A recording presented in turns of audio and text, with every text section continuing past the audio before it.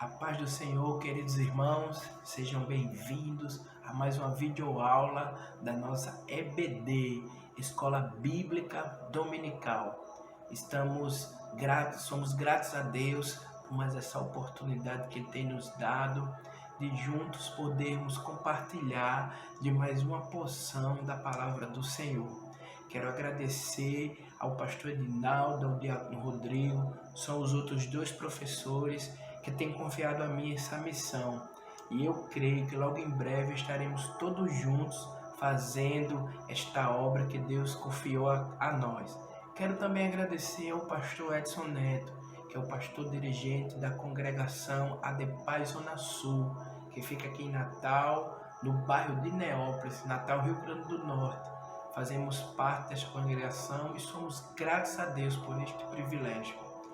Bom, como os irmãos já sabem, estamos na lição do segundo trimestre de 2020, que tem por título A Igreja Eleita. E essa lição tem como base a carta que Paulo escreveu aos Efésios. E hoje nós estamos na lição de número 11. E o título dessa lição de hoje, de 14 de junho de 2020, é Atributos da Unidade da Fé. Humildade, mansidão e longanimidade. Iremos estudar, irmãos, cada uma dessas virtudes que são parecidas, mas cada uma delas tem a sua particularidade. E é importante que a gente conheça cada uma delas no seu mais profundo entender, porque se são três e são parecidas e uma como diz os irmãos, uma decorre da outra, é porque Deus quer que nessas três virtudes estejamos bem alicerçados.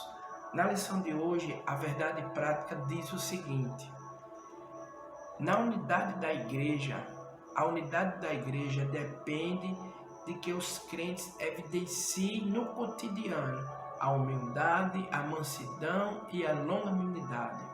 Isso tem que fazer parte evidente nas nossas vidas, ou seja, o que é evidente é aquilo que os outros olham e veem em nós, faz parte do nosso novo caráter.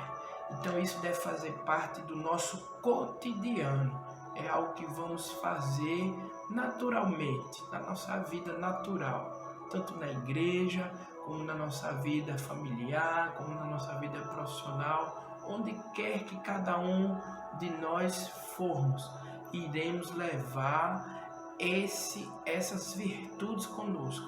E isso vai ser de muita importância na nossa vida.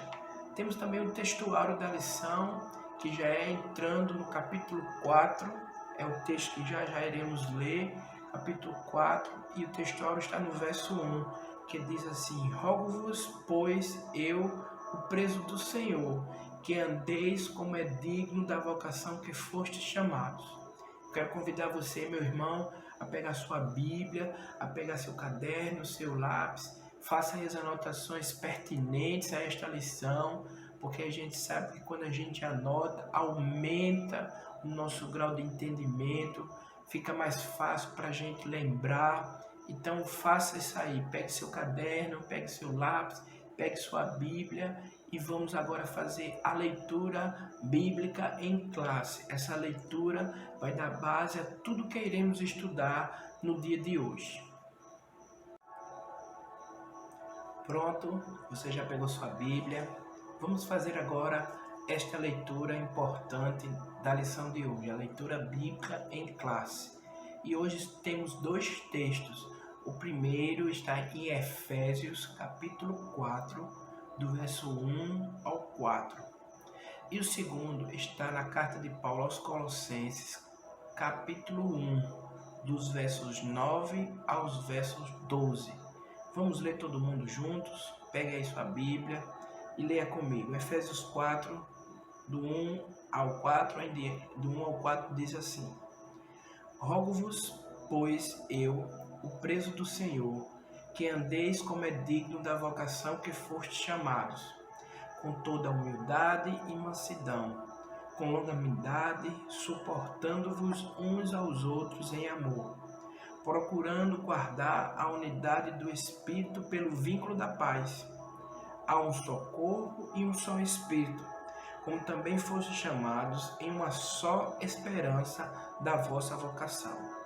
Colossenses 1, verso 9 em diante, diz assim: por esta razão, nós também, desde o dia em que ouvimos, não cessamos de orar por vós e de pedir que sejais cheios do conhecimento da sua vontade, em toda sabedoria e inteligência espiritual, para que possais andar dignamente diante do Senhor, agradando-lhe em tudo, frutificando em toda a boa obra e crescendo no conhecimento de Deus, corroborados em toda a fortaleza, segundo a força da sua glória, em toda paciência e longanimidade, com gozo, dando graças ao Pai que nos fez idôneos para a participação da herança dos santos na luz. Fazendo agora o primeiro contato, interagindo com os irmãos, fazendo uma introdução da nossa lição, eu quero fazer esse comentário, dizer que independente do seu tempo de caminhada com Cristo, naturalmente os frutos do Espírito Santo vão sendo vistos em cada um de nós. Deus tem o objetivo, meus amados, ao aplicar o seu Espírito em nós, a fazer com que cada um de nós seja morada do Espírito Santo, Ele tem o objetivo de ir moldando os nossos caráteres, transformando o nosso caráter no caráter de Cristo, fazendo com que o velho homem, a velha natureza, seja completamente transformada para o novo ser, pois está escrito, como a gente já falou na aula passada, aquele que está em Cristo, nova criatura é, 2 Coríntios 5,17. E também Deus tem como objetivo de aperfeiçoar o nosso papel como igreja, como corpo de Cristo, pois Ele tem levantado a igreja com esse objetivo. Foi da vontade de Deus que a igreja fosse levantada aqui na terra como uma comunidade, como uma coletividade, trabalhando unido, com comunhão, para o crescimento do reino de Deus, na pregação do Evangelho.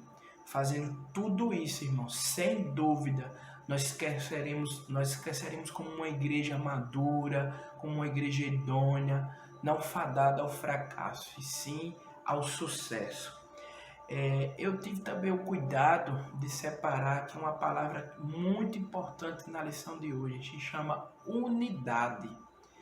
O comentarista da lição colocou como título dos 3 tópicos dessa lição, ele usou uma mesma frase, ele diz assim: para haver unidade é preciso, no tópico 1, humildade, no tópico 2, mansidão, no tópico 3, longanimidade. Então, meus amados irmãos, ele vai dizer que é algo necessário, que é algo preciso para que haja mansidão, humildade, que haja unidade. E eu fui atrás de uma definição desta palavra, fiquei até surpreso, porque essa palavra tem várias definições no dicionário e cada uma mais bonita do que a outra, mas eu separei uma que é a seguinte: unidade, qualidade de um ser uno que não pode ser dividido. Eu queria ver um texto da palavra de Deus, meus irmãos, que se encontra na carta de Paulo aos Coríntios, a primeira carta aos Coríntios, capítulo 12, os versos 12, 13 e 14, que diz assim, os versos 12 e 13, vamos lá, diz assim: porque assim como o corpo é um e tem muitos membros, e todos os membros, sendo muitos, são um só corpo, assim é Cristo também.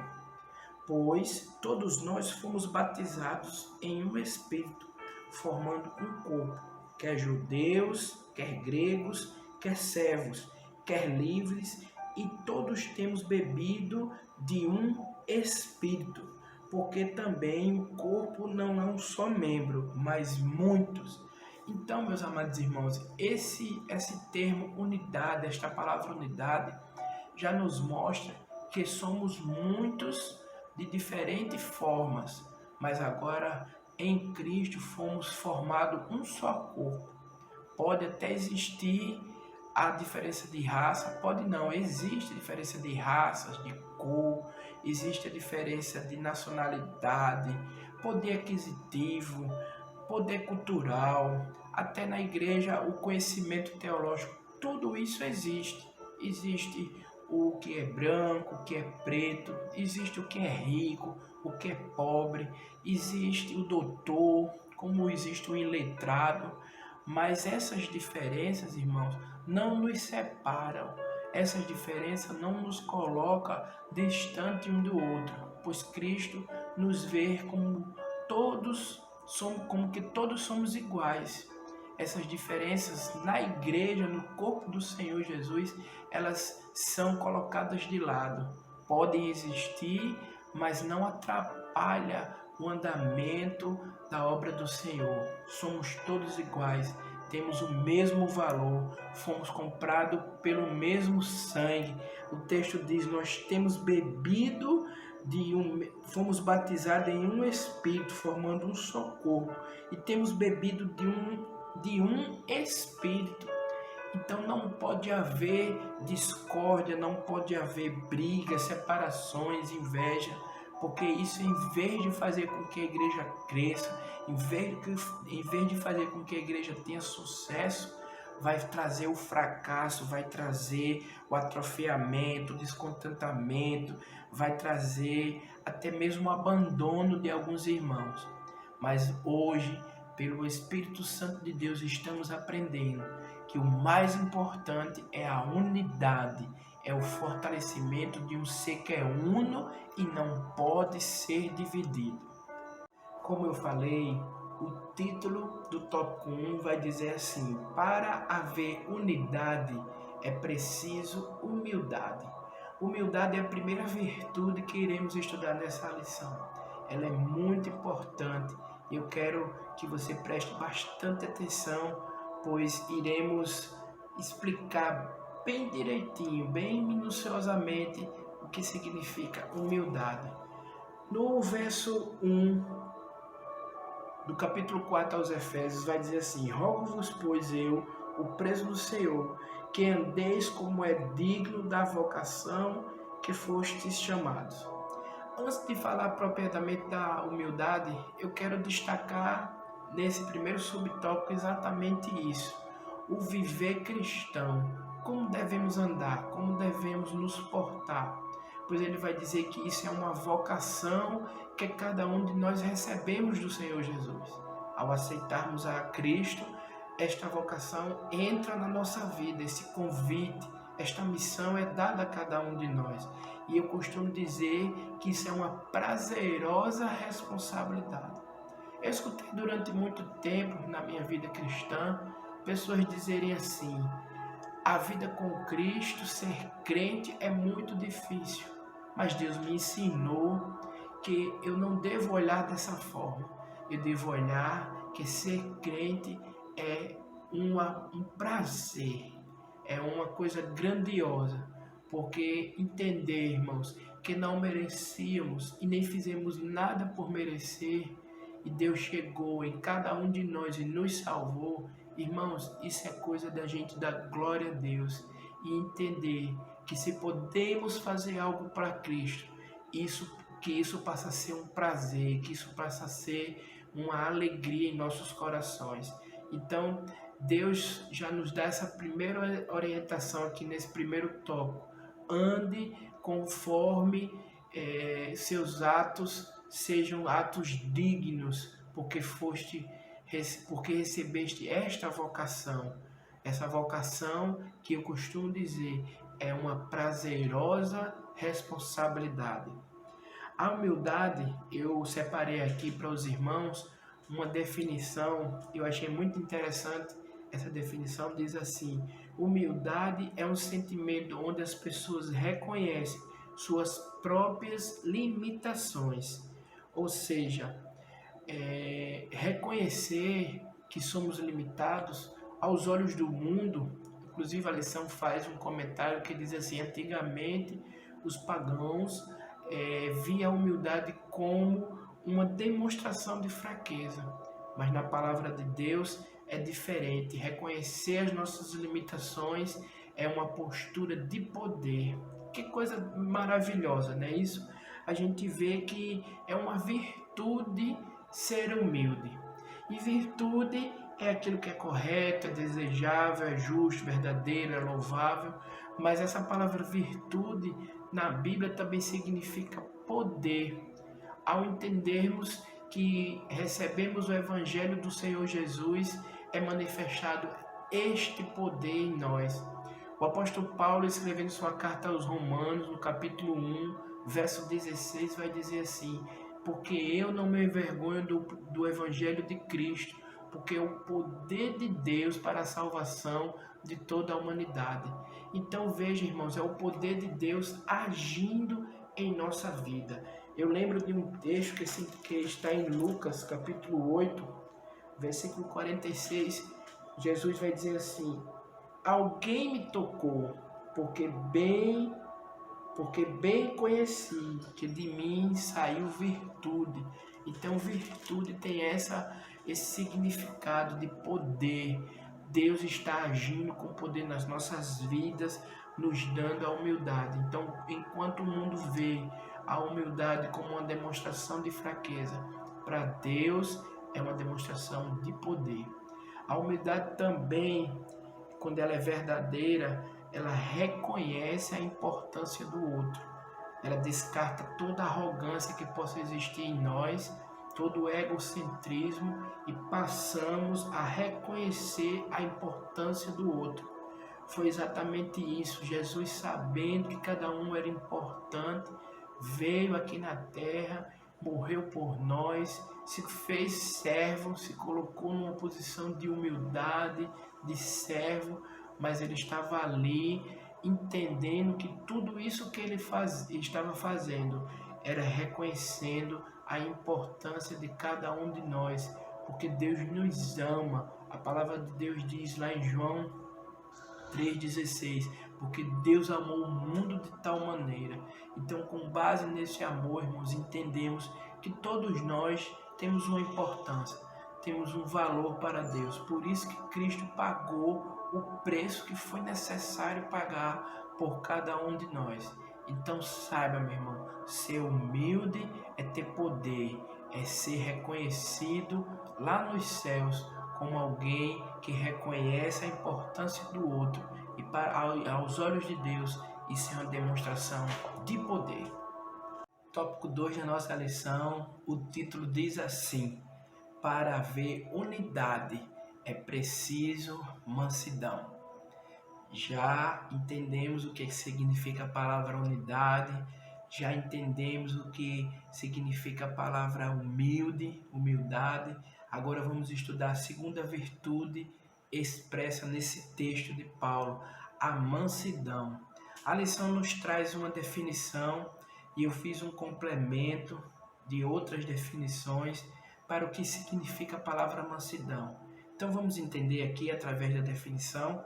Mansidão é a capacidade de gerir os conflitos, agindo com calma, prudência e paz.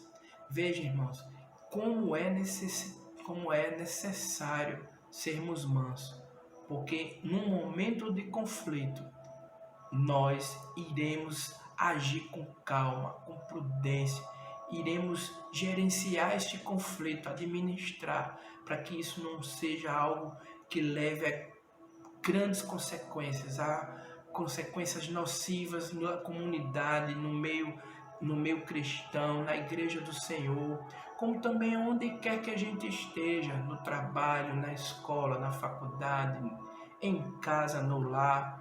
A mansidão, ela é uma virtude dada pelo Espírito Santo, que é um fruto do Espírito Santo. Em Gálatas capítulo 5, no verso 22, naquela lista que Paulo vai fazer sobre o fruto do Espírito, o gozo, a paz, a alegria, a temperança, a mansidão vai estar lá como fruto do Espírito. Tal a importância de termos essa virtude em nós. Temos dois exemplos na Bíblia de mansidão, Moisés e Jesus Cristo. A lição mostra um texto que se encontra em Números, 12, versículo 3, que diz assim: E era o varão Moisés muito manso, mais do que todos os homens que havia sobre a terra. Naquele momento, irmãos, que conta a história do povo de Deus, o povo hebreu que estava saindo lá do Egito e indo pelo deserto, mas guiados e coordenados pelo Moisés, homem que Deus levantou para liderar aquele povo. Deus também colocou em Moisés, através do seu espírito, esta virtude que chamamos mansidão, pois a multidão era grande, era muito numerosa, vários conflitos, várias situações estavam ali para Moisés administrar. E com certeza, se ele não tivesse essa virtude, ele não teria conseguido. O outro exemplo, como eu falei, é Jesus Cristo. Jesus Cristo foi manso em toda a sua trajetória aqui na terra, enquanto esteve aqui como homem. Em Mateus 11, 29, ele vai dizer assim: aprendei de mim, que sou manso e humilde de coração. Veja, como a gente falou, né? Humildade, mansidão, longanimidade são virtudes parecidas, né? E Jesus aqui, como exemplo de mansidão, em nenhum momento mostrou que estava, nas horas de afronta, que ele estava pronto para responder da mesma forma. Não, ele estava pronto a responder com calma, com prudência, gerindo as situações de afronta. Muitas vezes ele foi afrontado, nós temos vários textos, e aqui em Mateus capítulo 12, o 14 ao 21, vai haver uma revelação até do profeta Isaías, que vai dizer que Cristo não perdeu a sua essência, mesmo sendo confrontado, mesmo sendo caluniado, mesmo sendo testado, Cristo estava ali de forma mansa e humilde, trazendo os seus ensinamentos para cada um de nós. A verdadeira mansidão, a mansidão, meus amados, está em não revidar os maus tratos sofridos. Toda vez que cada um de nós sofremos maus tratos, nossa postura não é de estar revidando, de estar com o ímpeto cheio de raiva e dar uma resposta ímpeta, grosseira. Não. A verdadeira mansidão não revida aos maus tratos sofridos. Mansidão pressupõe também conciliação. Quando somos mansos, irmãos, como a gente falou, a gente passa a gerir os conflitos, e tudo isso traz como finalidade a conciliação.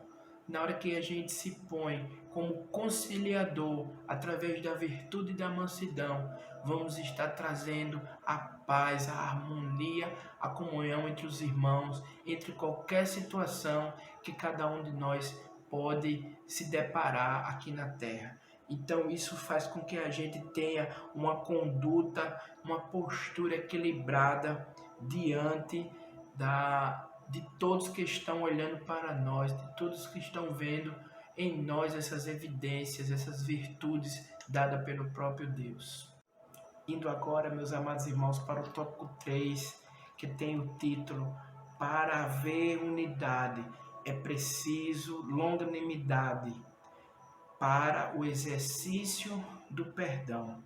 A virtude da longanimidade capacita o crente a ser tolerante aos erros alheios e assim liberar perdão aos ofensores.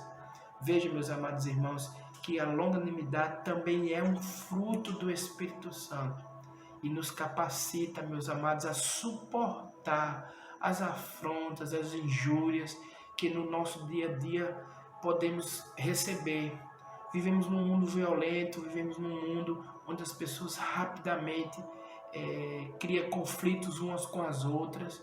Isso pode ser no nosso dia a dia, no trabalho, na escola, na faculdade, como também pode ser na igreja. Pode acontecer alguma situação, somos seres humanos, temos ideias diferentes, temos posições diferentes, e nessa convivência pode haver algum conflito, pode haver alguma discórdia, mas o Espírito Santo nos capacita com essa virtude para que a gente suporte, para que a gente consiga aguentar qualquer que seja a situação de conflito, de injúria, de acusações, de provocações. Então, meus amados irmãos, a longanimidade ela traz essa força vinda do céu de conseguir suportar. Guarde esta palavra. Ser longano é conseguir suportar, esperar o tempo certo, a hora certa, a forma certa de reagir, de trazer uma resposta. E essa capacidade de suportar, com certeza, vai trazer paz, vai trazer harmonia, vai trazer comunhão. E o reflexo de tudo isso é que também vai trazer, aqui na lição, no subtópico 3, vai dizer assim, que o perdão é a primícia do amor. O perdão ela é uma consequência da vida longânima, daqueles que têm essa virtude, porque ao saber suportar, ao saber conciliar as afrontas, as injúrias, tudo isso consequentemente gera nas nossas vidas o perdão um pelo outro. E o perdão é a primícia do amor. Onde há perdão, há amor, há comunhão, há harmonia, e todo o ambiente se torna pacífico e aos olhos do Senhor vai trazer uma grande alegria ao seu coração. Deus vai olhar e vai ver cada um ao agir dessa forma, ele vai ficar satisfeito, vai ficar feliz. A bênção dele vai ser ordenada, pois está escrito lá no Salmo 133, ó quão bom e quão suave é que os irmãos vivam em união. E o Salmo termina dizendo, ali ordena a bênção o Senhor. Então, meus amados, chegamos ao final de mais uma lição. Eu quero ler agora com vocês a conclusão desta lição e fazer os agradecimentos finais. Vamos ler a conclusão? Eu quero ler a conclusão da nossa lição feita pelo comentarista. Diz assim: vimos o convite de Paulo aos crentes para um viver digno de uma perfeita unidade.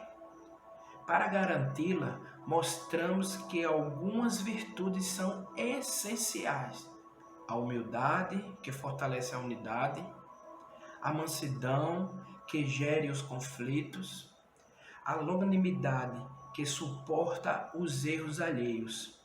Quando os crentes vivem essas virtudes, as dissensões desaparecem e o nome de Jesus Cristo é glorificado.